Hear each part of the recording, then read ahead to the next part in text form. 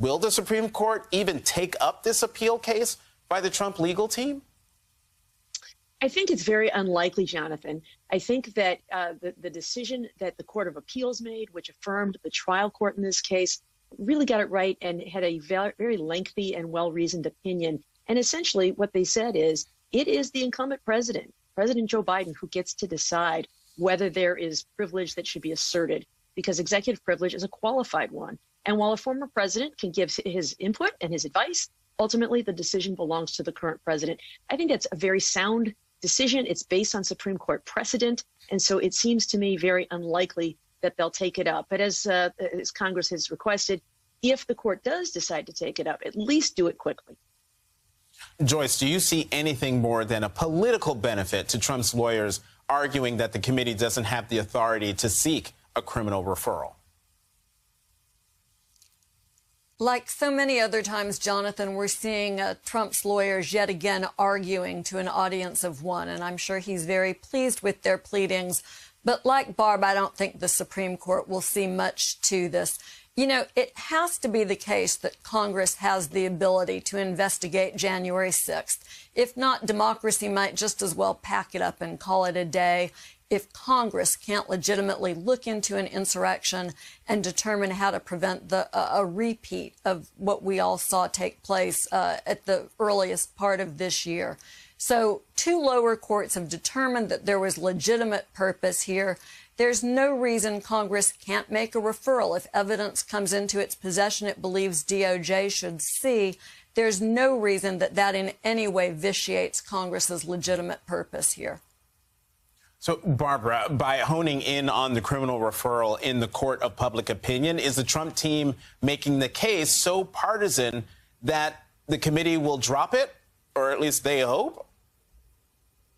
Well, I think they are, trying this case not only in the courts, but also, as you say, in the courts of public opinion. So it gives talking points to their advocates and their supporters to say, see, this is all just a political crusade to take us down. This is not about legislation. This is about gotcha of Donald Trump so that he can be referred for a criminal case. And I don't think that's going to resonate whatsoever with the court.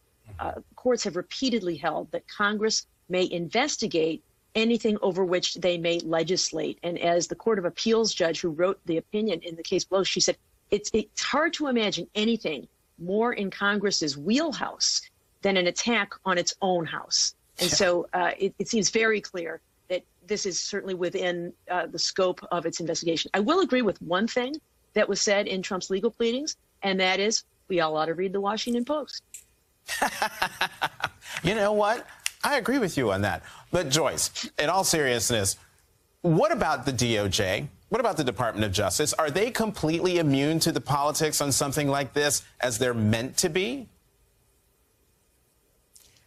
You know, DOJ's stock in trade is their immunity to the politics. Sure, people try to influence the Justice Department, and typically once you're inside of that building on Pennsylvania Avenue, you're pretty much tone deaf to what's going on the outside.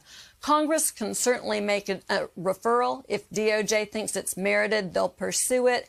If they don't, they'll simply ignore it, because as a prosecutor, that's your job. Your job is to follow the law and to follow the evidence, and the politics simply doesn't enter into it. That was one of the biggest flaws in Trump's administration, was their willingness to subvert DOJ's purposes for political gain. That's why Merrick Garland, so many people are disappointed in him, but that's why he has made such a rigid practice of not caving into what's political. So, look, there's absolutely nothing wrong with Congress referring a case over to DOJ. DOJ makes referrals to Congress every year saying, Congress, we wish you would pass some new laws for us. It's a practice that DOJ has engaged in for many years. It's not DOJ's job to make law, but they certainly give advice to Congress when they see something they'd like Congress to do. Here, Congress is returning the favor. There's nothing improper and no reason that the Supreme Court should hear this case or do anything other than send these papers on a speedy path from the National Archives over to the Congressional Committee.